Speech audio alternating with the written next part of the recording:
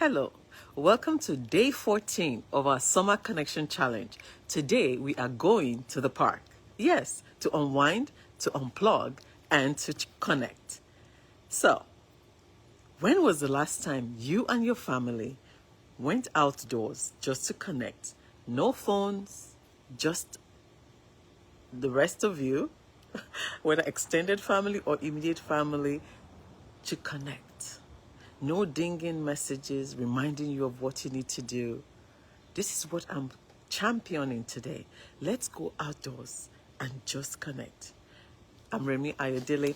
I remember when me and my husband started taking our children to the park. It gave us a time to unwind from our normal schedule. I get it. Work is busy. Your kids play soccer or football. Yeah, some of them play football. and some of them play all kinds of sports. My friend does daughter does gymnastics. Another friend, her son does tackle football right now in the season. My son does basketball. You have work. My daughter is volunteering at a camp this week. So there's a lot of things calling our attention. And family time can easily be the last thing we incorporate, because by the time we all come back, we're all tired. We just want to have dinner and go to bed. That is where I'm asking us to schedule a time to just go out into nature and be there together. You know, when my husband and I started doing this, we use our park as a hangout zone. These are some of the things we did.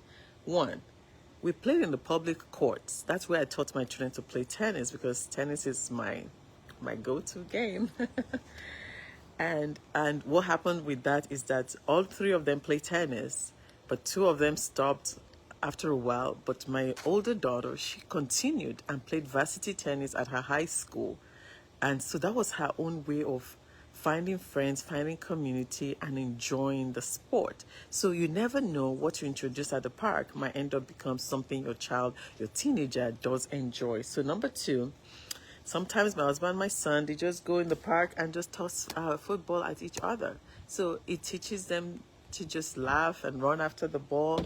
And I remember growing up, when we went to the park back home in Nigeria, we play Frisbee. So I got a Frisbee here too that we can throw, but honestly, I don't care to run after Frisbee anymore. So I got this one for my daughter's school. So different things you can do at the park. Another thing is we just walk around and talk. There's one park we like to go to here. It has water and there's some ducks there. It has a water fountain. And by the time you do your laps, you're getting your exercise in as well. Some days we invite friends. We meet with friends, we hang out, we take the barbecue grill there, and we just have fun. I remember one year, we divided the job, right? Who is going to bring the barbecue grill? Who is going to bring the meat and the paper goods and everything? We brought everything else, except that the grill, the person that brought the grill forgot the gas. How are you gonna cook our meat without the gas? So we were all there, no gas. So they had to, my husband and the other man, they had to now go to town to go get gas before they brought it back, and we had our picnic. So, I mean, this is just part of it, right? It's the fun and just outdoor activities. Yeah. Another thing is, maybe food even tastes better outdoors. I don't know that for a fact, but that's something to think about. But when I was growing up in Nigeria, even though we don't have parks, when we play Frisbee, it's usually like a space. We had a large space. One of the houses we had lived in had a huge backyard, and we would toss it there. Or when we went out with friends in the neighborhood, we would toss it there. But my parents took us to a national park, and it's in the northern part of Nigeria. I'm gonna take you to that time, that moment in my book. So if you've been with us since day one, you know that we're going through my book and how to get practically connected with our youth while they are home. So the title of the book again is Practically Connected Parenting: 21 Ways to Create Timeless Memories in the Teenage Years. Because the teenage year window is very short. Between age 12 and 19, when your children are finding themselves, discovering themselves, going through middle school, going through high school, and heading off to college, that window of time, like I told you, between volunteer roles, extracurricular activities, your job, if they have extra job, serving in the community, serving in your church. Before you know it, that 7 years gone, and they're wearing their cap and gown, and you're sending them off to college. That is why we want to create as much memories in those formative years, because when we're doing that, we're not just creating memories for the sake of it. We're passing legacy. The legacy for your child as well as for your family. That's the name you're passing. It's because legacy is not what you leave for your child. It's what you leave inside your child. That togetherness. That's what they will not forget. Your presence. Not necessarily your presence. I mean, it's good to give presents and provide shelter, food, and all the necessities of life. But if all that is provided and they do not know you as a parent, as a person, then that's a risky thing. That's a risky thing. We do not want to make that mistake. So let's travel back to how my parents help connect. Even in spite of their busy schedule, my dad was a civil servant. He worked for the federal government. My mom was a teacher. She's an educator.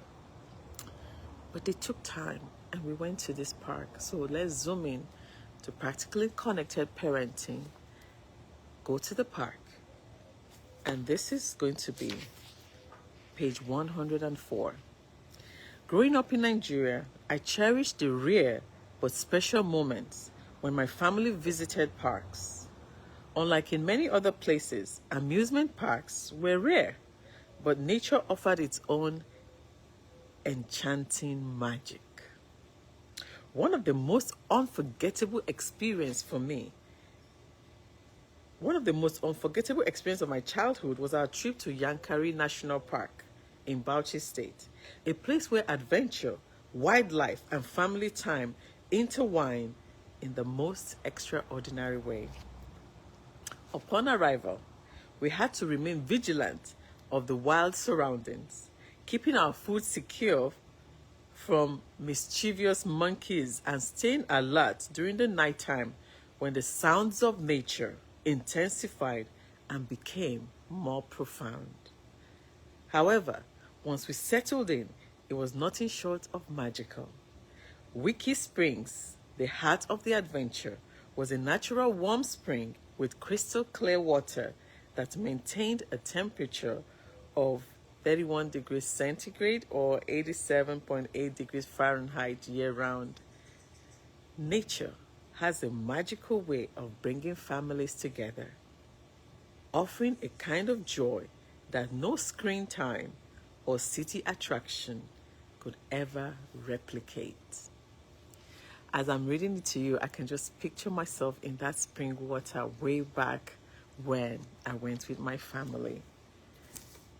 So when we say go to the park, what are the life lessons that this can transfer to our teenagers without us even making the effort?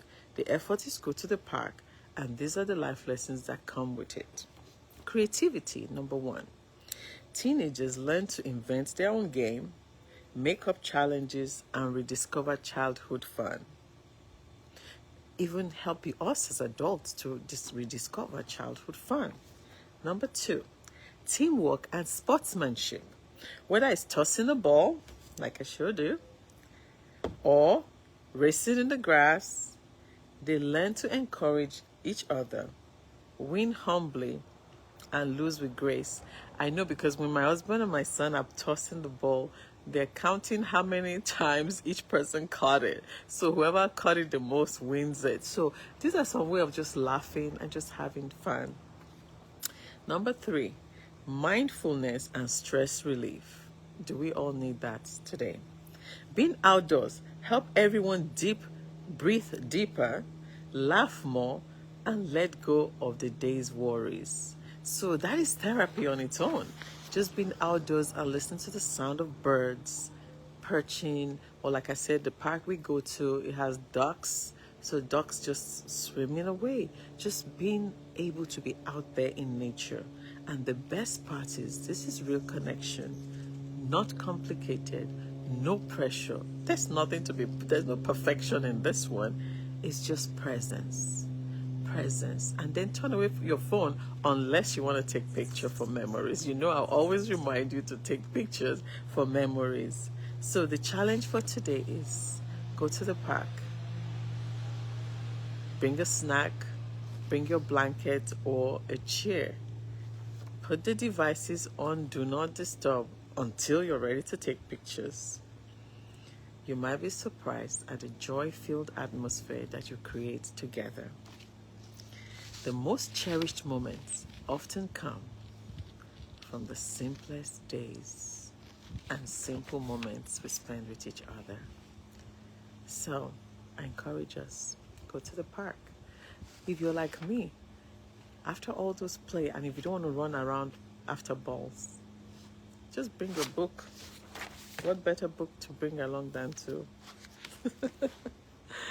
Because the truth is, when we're done walking around the park, I always have a book. One of my daughters too like to read, so she always have a book. So I just sit down there, put a pillow on the blanket, and I just read.